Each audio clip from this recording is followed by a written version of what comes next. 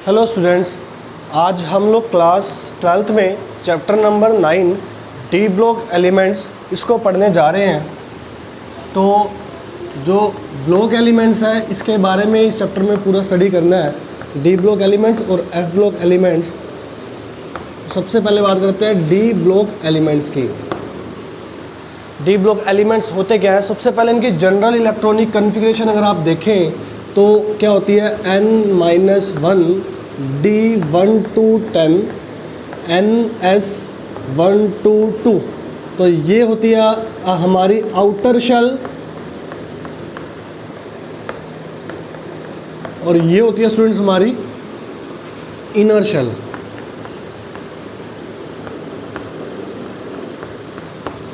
ठीक है, तो ये हमारी जनरल इलेक्ट्रॉनिक कन्फिग्रेशन होती है डी ब्लॉक एलिमेंट्स की। तो सबसे पहले हम इसमें क्या पढ़ते हैं? हम इसमें पढ़ते हैं डेफिनेशन किसकी पढ़ते हैं? ट्रांजिशन एलिमेंट की। इसकी ट्रांजिशन एलिमेंट्स की।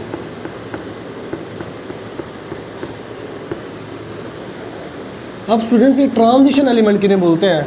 ट्रांजिशन एलिमेंट्स हम उन्हें बोलते हैं जिस एलिमेंट का जो डी ऑर्बिटल है वो पार्शली फिल्ड हो, उसे बोलते हैं हम transition element. Element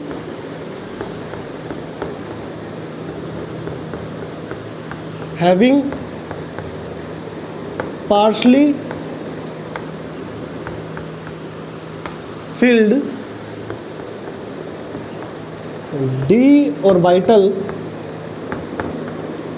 is known as transition element. उन्हें क्या बोला जाता है? Transition element. तो स्टूडेंट्स हमारे पास क्या है, जितने भी डी ब्लॉक एलिमेंट होंगे, जितने भी हमारे पास ट्रांजिशन एलिमेंट है और डी ब्लॉक एलिमेंट है। डी ब्लॉक एलिमेंट और ट्रांजिशन एलिमेंट में क्या डिफरेंस है कि मैंने बताया आपको, ट्रांजिशन एलिमेंट क्या कंटेन करता है? Partially filled d orbital contain करता है। तो हमारे पास क्या है, हमारे पास कुछ ऐसे एलिमेंट्स हैं जिनका डी जो होता है वो फुली फिल्ड होता है।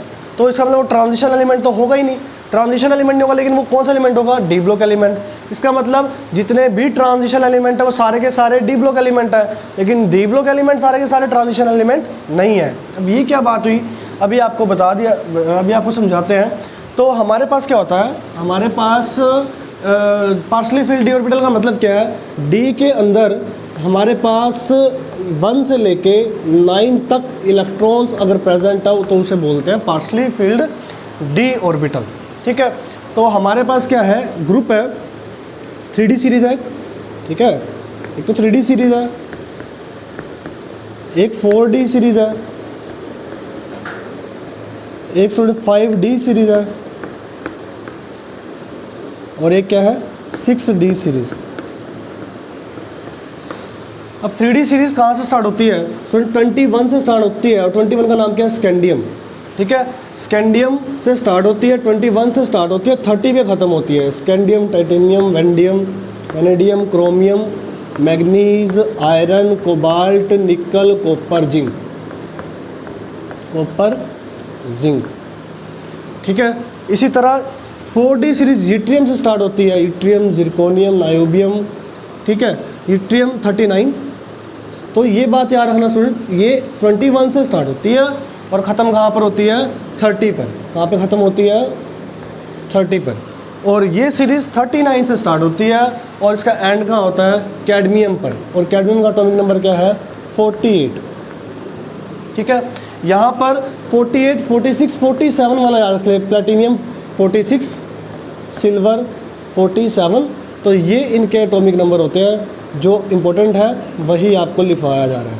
ठीक है, इट्रियम, जिरकोनियम, नायोबियम, मोलिबिडियम, इस तरह से ये रहते हैं, लेकिन आप 39 से 48 तक ये याद रखें। स्टार्ट अपना 10 एलिमेंट आते हैं इसके अंदर 4D सीरीज़ के अंदर। 5D सीरीज़ जो है स्टूडेंट्स वो स्टार्ट होती है लैंथेनियम से और लैंथेनियम का एटॉमिक नंबर होता है स्टूडेंट 57। लेकिन यहाँ पे जो 58 से लेके 71 तक जो एलिमेंट्स है ये सारे के सारे लैंथेनॉइड्स एलिमेंट होते हैं, ये इनसे अंदर कंसिडर नहीं होते। और स्टार्ट कहाँ से होते हैं फिर ये? 72 से लेके 80 तक।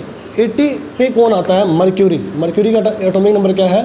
80 और आपने 78 79 वाले भी रखने हैं। 78 पे प्लेडियम, 79 पे है हमारे पास गोल्ड। ठीक है, तो ये इंपॉर्टेंट कुछ एलिमेंट्स हैं जो आपको लिखवाए जा रहे हैं। ठीक है, और 72 पे होता है HF। ये इस तरह से हमारे पास एलिमेंट्स हैं। और 6D सीरीज़ में एक्टिनियम 89 और 90 से लेके 103 तक जो एलिमेंट्स हैं ये सारे 5F सीरीज़ में होते हैं। इसके बाद यहाँ पे 104 से एलिमेंट स्टार्ट होते हैं। इस तरह से आगे ये कंटिन्यू चलते रहेंगे। तो अब हमने स्टूडेंट्स ये तो देख लिया कि ये कुछ एलिमेंट्स हमारे पास इंपॉर्टेंट है जिनको हमें याद रखना है, अपने माइंड में रखना है। तो अब जो इलेक्ट्रॉनिक कन्फिग्रेशन है वो भी कुछ एलिमेंट्स की इंपॉर्टेंट है, जैसे कि प्लेडियम, ये प्लेडियम PD, इसका एटॉमिक नंबर कितना होता है 78। और गोल्ड का कितना होता है, गोल्ड क्या है, गोल्ड का सिंबल क्या है AU, इसका कितना होता है 79। इस तरह से इनके एटॉमिक नंबर याद रखने जरूरी है। अब बात करते हैं डी ब्लॉक एलिमेंट की, तो सभी के सभी डी ब्लॉक एलिमेंट्स, इन्हें सभी के सभी को क्या बोला जाता है, डी ब्लॉक एलिमेंट्स। लेकिन ट्रांजिशन एलिमेंट्स किन्हें बोला जाता है, ट्रांजिशन एलिमेंट्स इन सबको क्या बोला जाता है, ट्रांजिशन एलिमेंट। जैसे जिंक, कैडमियम, मर्क्यूरी को छोड़ दो, क्योंकि जिंक, कैडमियम और मर्क्यूरी इनका डी क्या होता है, फुली फिल्ड होता है, और गोल्ड का भी डी क्या होता है, फुली फिल्ड होता है। लेकिन ये कुछ जैसे हमारे पास सिल्वर है, इसका डी भी फुली फिल्ड होता है, कॉपर का डी भी फुली फिल्ड होता है, और प्लेटिनियम, प्लेडियम, इनका डी भी क्या होता है, फुली फिल्ड होता है। इन एलिमेंट्स को कुछ छोड़ दो और बाकी सभी एलिमेंट्स क्या कहलाते हैं, ट्रांजिशन एलिमेंट। और वैसे तो सारे के सारे कौन सा एलिमेंट है, डी ब्लॉक एलिमेंट। तो ये आपको सीरीज़ याद रखनी पड़ेगी। अगर आपको सीरीज़ याद होगी तभी इस चैप्टर को अच्छे तरीके से समझा जा सकता है। तो अब हम बात करते हैं आगे, नेक्स्ट आगे चलते हैं।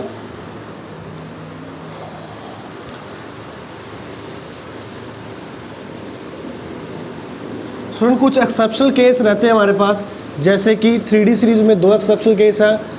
क्रोमियम एटॉमिक नंबर कितना है 24, ठीक है। कॉपर एटॉमिक नंबर कितना है 29, और हमारे पास प्लेटिनियम एटॉमिक नंबर कितना था 46, सिल्वर 47, ठीक है। Palladium 78, gold 79।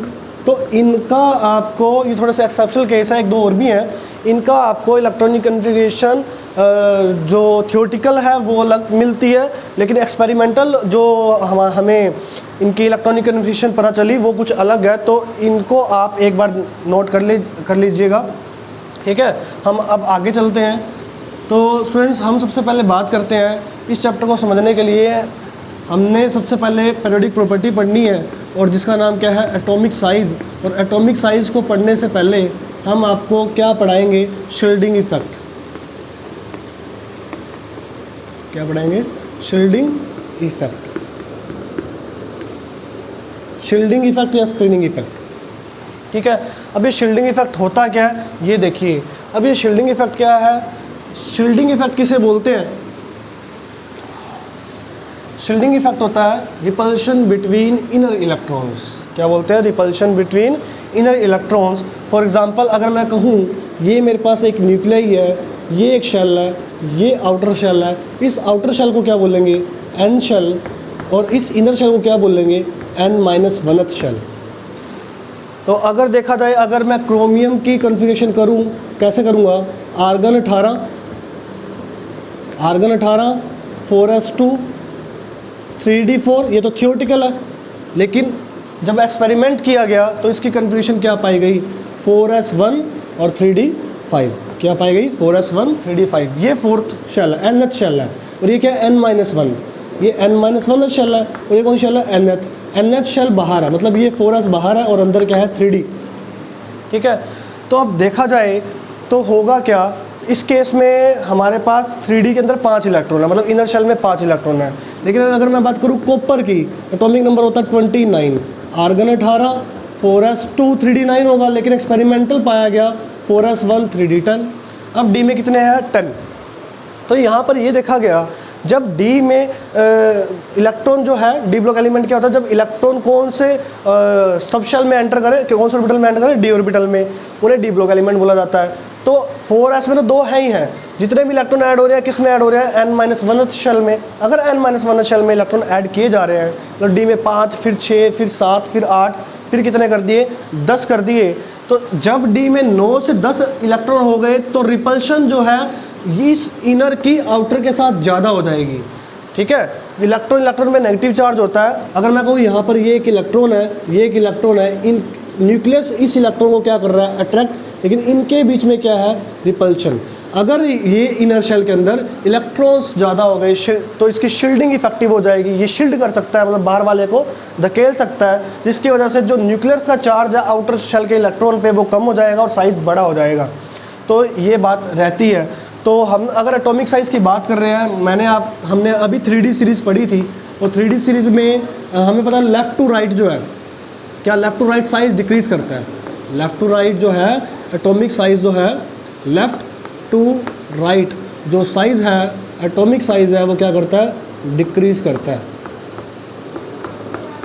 डिक्रीज़। मतलब जिंक का छोटा होना चाहिए और कॉपर का थोड़ा सा साइज़ बड़ा होना चाहिए, लेकिन ये पाया गया जो लास्ट में जाकर कहाँ पर आयरन, कोबाल्ट, निकल, कॉपर और जिंक, ठीक है, इनको छोड़ दे, निकल, कॉपर, जिंक को ले लें, निकल 28, कॉपर 29, जिंक 30, इन सब का साइज़, कौन साइज़, एटॉमिक साइज़ लगभग सेम है। एटॉमिक साइज़ क्या रहता है, लगभग सेम रहता है। किसकी वजह से, शील्डिंग इफेक्ट की वजह से। तो स्टूडेंट्स अब ये शील्डिंग इफेक्ट था क्या, अभी मैंने आपको बता दिया। तो शील्डिंग इफेक्ट क्या है, आप लिख सकते हैं, repulsion between inner electrons, repulsion between inner electrons, उसे बोलते हैं शील्डिंग इफेक्ट। अब शील्डिंग इफेक्ट स्टूडेंट्स, या तो शील्डिंग इफेक्ट क्या हो सकता है, पुअर, या शील्डिंग इफेक्ट क्या हो सकता है, इफेक्टिव।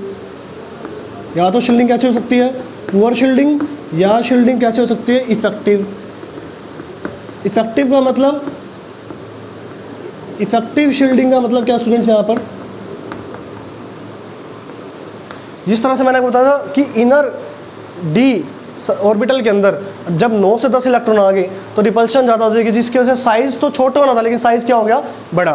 सुन लीजिए ध्यान से बात, कॉपर और जिंक के केस में 3D में 10 इलेक्ट्रॉन है, ठीक है, और जो रिपल्शन है, स्क्रीनिंग इफेक्टिव हो गई, रिपल्शन ज़्यादा हो गया, जिसकी वजह से साइज़ क्या होगा, थोड़ा सा बढ़ गया। लेकिन साइज़ हमने पढ़ा था लेफ्ट राइट साइज़ क्या होता है, डिक्रीज। कॉपर का साइज़ लार्जर होना चाहिए था, जिंक का साइज़ स्मॉलर होना चाहिए था, लेकिन ऐसा नहीं होता ड्यू टू शील्डिंग इफेक्ट। ठीक है, पुअर शील्डिंग इसकी होती है स्टूडेंट्स, ये बात याद रखना। 4f जो ऑर्बिटल है या 4f सबशेल है, इसकी जो शील्डिंग है वो पुअर होती है। अगर शील्डिंग पुअर हो गई, मतलब ये क्यों शील्डिंग क्यों पुअर होती है, क्योंकि ये इनर से भी इनर होता है। 4f वाला n-2 शेल बोलते हैं, सबसे इनर होता है, आउटर वाले को रिपल्शन नहीं दे पाता, इस वजह से 4f की शील्डिंग पुअर होगी। अगर शील्डिंग पुअर हो गई तो एटॉमिक साइज क्या करता है, डिक्रीज। एटॉमिक साइज क्या करता है, डिक्रीज, क्योंकि न्यूक्लियर चार्ज इफेक्टिव हो जाता है। जब भी शील्डिंग पुअर होगी तो क्या देखा जाएगा, effective nuclear charge. Effective shielding के केस में एटॉमिक साइज जो है वो बढ़ जाता है, एटॉमिक साइज क्या होता है, बढ़ जाता है। और इफेक्टिव शील्डिंग किस किस की होती है, ये बात याद रखें, किसकी होती है, p ऑर्बिटल की और d ऑर्बिटल की। p ऑर्बिटल की, d ऑर्बिटल, s ऑर्बिटल जो है या सबशेल जो हैं, इनकी जो शील्डिंग होती है वो इफेक्टिव होती है, और जो न्यूक्लियर चार्ज होता है वो कम होता है। अब सुन लो, इफेक्टिव न्यूक्लियर चार्ज क्या होता है, the actual charge felt by the nucleus on outer most electron, उसे बोलते हैं इफेक्टिव न्यूक्लियर चार्ज। इसको लिखते हैं हम किससे थे, Z इफेक्टिव से, जिसका फॉर्मूला क्या होता था, Z माइनस सिग्मा, ये इसका फॉर्मूला होता था। जहाँ पर शील्डिंग पुअर होगी इफेक्टिव न्यूक्लियर चार्ज देखा जाएगा। तो अब एटॉमिक साइज़ की बात करें तो left to right atomic size decrease होता है, लेकिन लास्ट में जाके क्या हो जाता है, कंपेरेबल, सेम हो जाता है। इस सेम किसकी वजह से होता है, शील्डिंग की वजह से साइज़ बढ़ जाता है। इसी तरह 3D सीरीज़ में, इसी तरह सेम 4D सीरीज़ में है, ठीक है। और अगर 5D और 6D की बात करें तो 5D, 4D, 5D और 6D का साइज़ लगभग क्या रहता है, सेम रहता है।